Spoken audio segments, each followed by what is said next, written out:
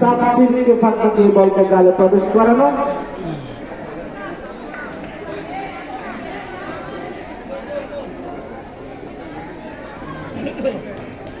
পাশি হয়ে গেছে,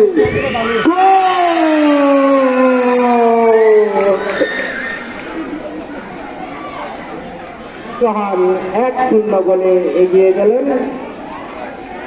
পরের শট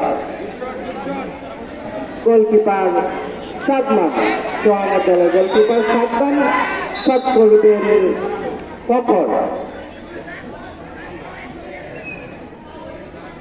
এই তুমি রেফারিকে বলো, ওইখানে যে বলার দরকার নাই, কোনো কিছু বলার থাকা রেফারির কাছে বলতে হবে। ফখর শট করবেন তাহসিনের দলের ফখর।